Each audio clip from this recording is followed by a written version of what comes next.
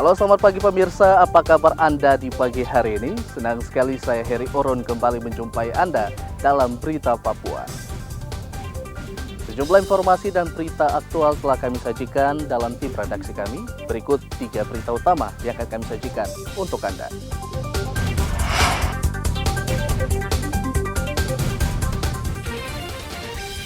TNI di Kabupaten Duga, Papua Pegunungan gagalkan penyelundupan 2 senjata api yang diduga bakal digunakan kelompok kriminal bersenjata. Blokade Puskesmas Rimba Jaya Merauke dibuka, warga langsung berobat. Hadapi protes massa saat pemilu, ratusan polisi di Polres Kerom gelar simulasi pengamanan kota.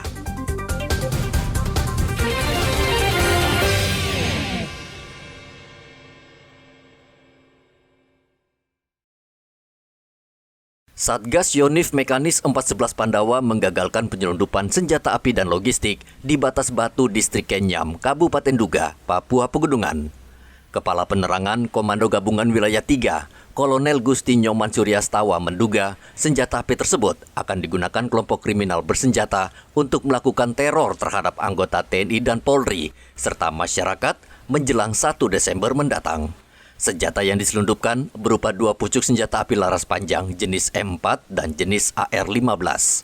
Petugas juga menyita senapan angin, senjata tajam, dan 2 bendera bercorak bintang kejora. Sebelumnya, personel Satgas menyisir daerah Batas Batu yang diduga sebagai tempat pelintasan KKB. Petugas mencurigai beberapa warga yang diduga anggota KKB keluar dari Honai, kemudian melarikan diri ke hutan. Hendra melaporkan dari Kabupaten Duga, Papua Pegunungan.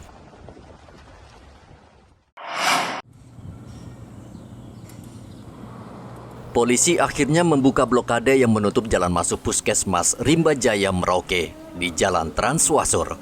Warga sekitar akhirnya lega karena mereka kini bisa berobat ke Puskesmas setelah pemilik tanah memblokir Puskesmas sejak 6 November lalu. Lebih dari sepekan mereka cemas tidak bisa berobat karena fasilitas kesehatan ini yang terdekat mudah dijangkau warga. Hari ini mulai operasional Puskesmas Rimba Jaya. Nah, menurut Bapak seperti apa perasaan Bapak sebagai warga masyarakat? Saya senang sekali karena sebelumnya itu periksa di kelurahan, kantor kelurahan Rimba Jaya. Tapi tadi saya masuk ke kelurahan begini kosong. Lalu petugas suruh saya nanti ke puskesmas saja, sementara operasinya gitu. Itu saja. Nggak buka ya tutup. Nah, ini sekarang kan sudah buka ya. Ibu sebagai warga masyarakat yang biasa berobat di puskesmas ini seperti apa Ibu tanggapan Ibu?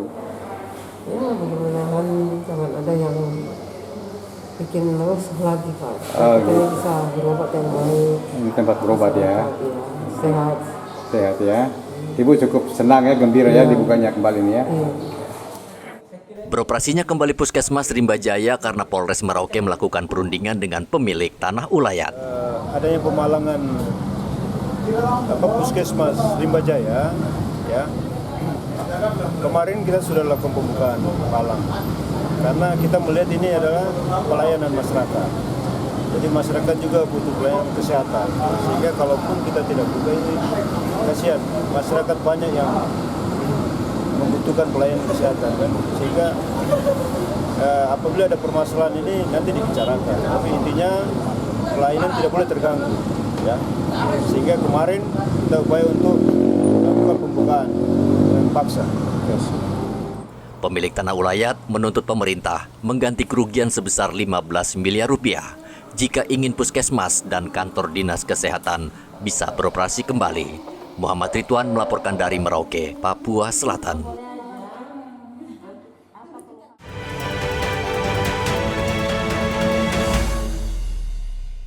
Sehingga petugas mengambil tindakan tegas. Kita saksikan bersama. Polres Kerom menggelar simulasi sistem pengamanan kota atau Sispam Kota untuk mengamankan pemilu tahun 2024.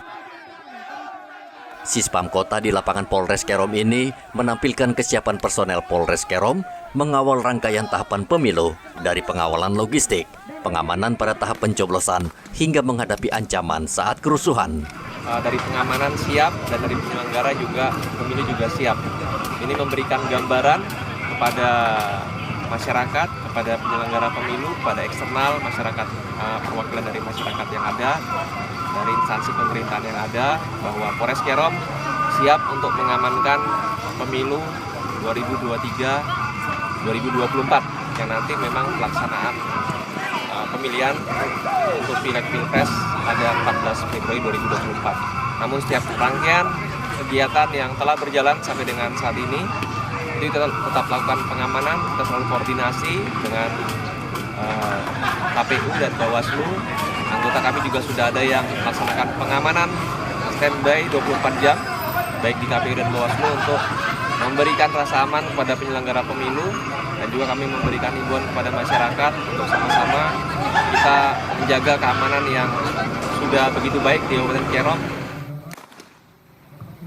Sispam Kota dihadiri Asisten 2 Kabupaten Kerom, Ketua DPRD Kerom, dan Komisioner KPU Kabupaten Kerom serta Bawaslu.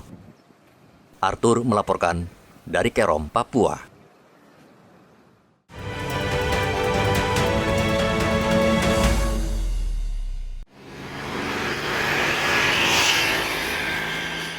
Komisi Pemilihan Umum Kabupaten Mimika menerima logistik pemilihan umum 2024 berupa 4.811 kotak suara, 3.820 bilik suara, 1.910 tinta, serta 24.830 kabel tis.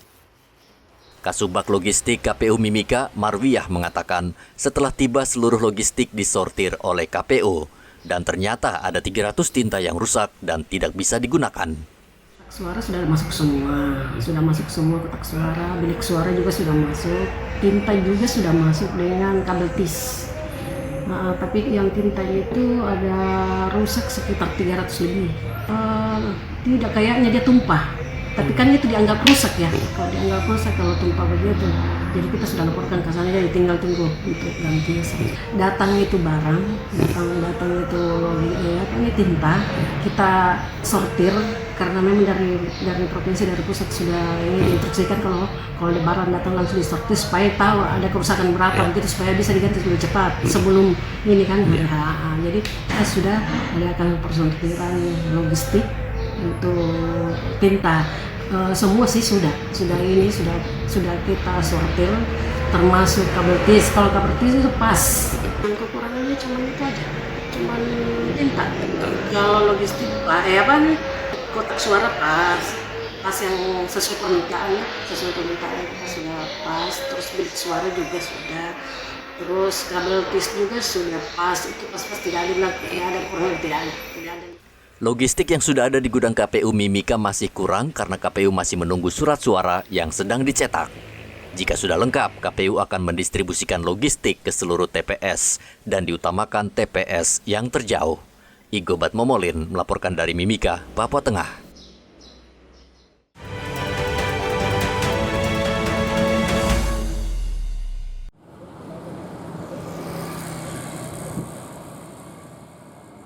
Saat ini warga Merauke, Papua Selatan tidak perlu khawatir dengan harga telur.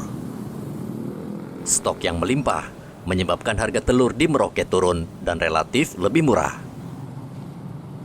Padahal biasanya menjelang Natal dan Tahun Baru, harga telur melonjak tajam. Saat ini harga telur ukuran kecil Rp50.000 per satu rak, ukuran sedang Rp70.000 per satu rak, sementara untuk ukuran jumbo yang tadinya Rp95.000 kini turun menjadi Rp80.000 per rak. Ini berapa harganya, Dek? Yang sekarang itu masih ada 80, 70, 75, 65. Ada penurunan ya? Ada penurunan. Sekarang berapa yang turun, dari berapa satu raknya berapa turunnya, Pak? Yang satu raknya sekarang itu ada 60, 65, 70, 75. Oh gitu. Jadi turun 5.000 ya? Iya. Kenapa bisa seperti itu? Di Merauke sekarang kan penurunan ternak semakin banyak. Semakin banyak ya? Kalau untuk harga pakan tidak ada pengaruh? Untuk harga pakan ada pengaruh juga sih. Oh gitu ya? Iya. Nah, untuk prediksi Anda selaku pedagang telur ini di jelang Natal nanti kira-kira akan naik lagi? Kita harus lihat kondisi dulu. Kalau telur masih numpuk ya kita masih bertahan dengan harga segini. Oh gitu. Iya. Produksinya banyak ya? Iya, produksi banyak. Untuk permintaan di luar Merauke ada juga? Untuk permintaan di luar Merauke untuk sekarang belum ada. Belum ada ya? Kira-kira kalau toh nanti akan naik ini, kira-kira berapaan nanti kalau umpamanya nanti jelang Natal naik ini? Paling naik 5.000 semacam seperti dulu. Turunnya harga telur disebabkan permintaan pembeli dari luar Merauke berkurang dan jumlah peternak ayam telur meningkat sehingga stok telur ayam melimpah di pasaran. Muhammad Ridwan melaporkan dari Merauke, Papua Selatan.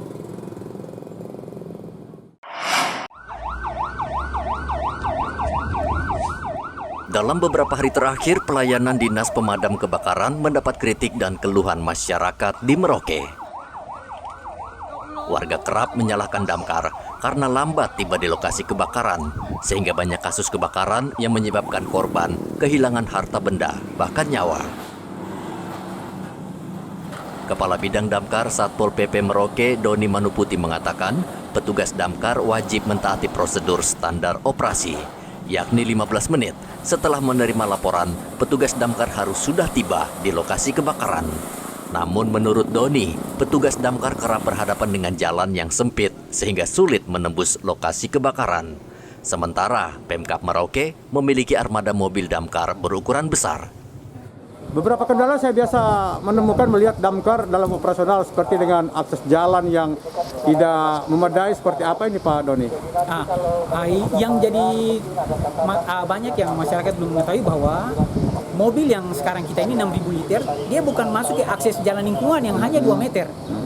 Sehingga kadang kalau kita masuk ke dalam jalan lingkungan itu, kendalanya kita lambat dan kadang berisiko pada mobil. Karena sempit, seharusnya kan mobil yang kecil 5.000 liter itu yang bisa masuk jalan lingkungan. Kendalanya kami di situ. Sehingga pada saat kalau masuk jalan lingkungan, kami harus berhati-hati. Lambatnya di situ. Nah, ini untuk mengakses ke warga masyarakat, kira-kira ketika ada kejadian musibah kebakaran, nah mereka harus menghubungi kemana Pak Doni? Mereka bisa menghubungi ke pos damkar yang sekarang ini, nomornya 0971 333 6868, atau juga bisa menghubungi saya ke Bidamkar, nomor HP 0812 40 595 209. Banyak jalan di Merauke yang sempit sehingga sulit dilintasi damkar. Masalah ini jadi pekerjaan rumah Pemkab Merauke agar segera diperbaiki, sehingga saat kebakaran tidak menimbulkan kerugian yang besar bagi masyarakat. Muhammad Ridwan melaporkan dari Merauke, Papua Selatan.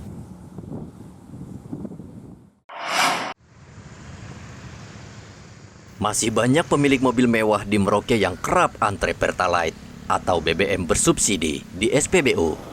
Mobil mewah dengan kapasitas silinder besar tidak dianjurkan untuk mengisi BBM subsidi atau Pertalite. Mobil jenis ini seharusnya menggunakan Pertamax dengan RON yang tinggi. Sesuai aturan, kendaraan mewah termasuk kendaraan dinas milik TNI dan Polri harus menggunakan BBM Pertamax. Namun ternyata ikut antre Pertalite. Yang seharusnya dia harus pakai Pertamax tapi lari ke Pertalite ada juga banyak ya?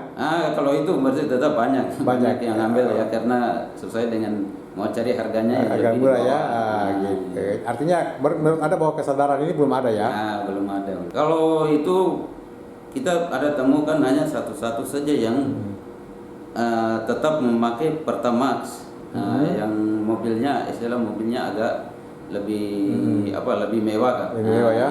Mobilnya yang mewah ya, itu dari pelanggan yang punya kendaraan dia lebih suka pakai Pertamax. Antrean kendaraan mewah di SPBU yang menjual BBM bersubsidi atau Pertalite sudah menjadi pemandangan biasa. Sehingga tidak heran antrean kendaraan di SPBU semakin panjang. Muhammad Ridwan melaporkan dari Merauke, Papua Selatan.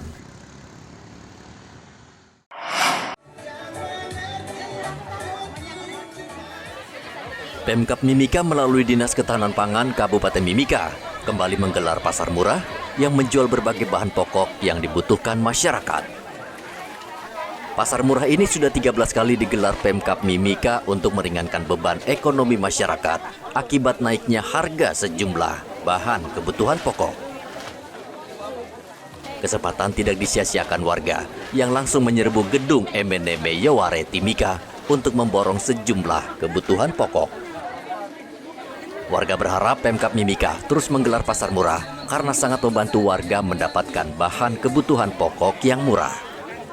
Senang karena membantu warga di Kelurahan Mimika Indah. Dan ini baru pertama kali. Terima kasih untuk Pak Lurah yang luar biasa begitu memberikan tempat di kelurahan ini untuk diadakannya pasar murah. Jadi itu artinya dengan situasi keadaan yang sangat sulit, tidak semua orang itu pegawai negeri, tidak semua orang karyawan Freeport, ada orang-orang kecil. Jadi pasar murah ini membantu orang-orang kecil. Ya. Harga memang di bawah, sangat di bawah. Seperti rica itu di pasar lebih 90, di sini 30. Tomat 40, tomat 50 tadi saya tanya, tomat 50, di sini 10.000, sangat beda jauh. Rencana pada bulan Desember mendatang, Pemkab Mimika akan menggelar kembali pasar murah dengan menggunakan dana dari anggaran perubahan serta melibatkan sejumlah distributor, dinas pertanian, serta pelaku usaha kecil dan menengah. Kami berharap kepada warga Kelurahan Timika Indah untuk memperoleh harga yang murah, harga jauh dari harga pasar. Tujuan dari GPM ini untuk menstabilkan harga dan pasokan stok pangan yang ada di Timika. Jadi kami berharap kepada warga mari memanfaatkan kegiatan gerakan pangan murah ini yang melalui Dinas Ketahanan Pangan. Selanjutnya untuk GPM, selanjutnya kami akan adakan di SP1 dan SP2. Pemerintah menggelar pasar murah untuk menekan laju inflasi akibat kenaikan sejumlah bahan kebutuhan pokok akhir-akhir ini. Salah satu pemicu warga cemas adalah kenaikan harga beras. Igo Batmomolin melaporkan dari Mimika, Papua Tengah.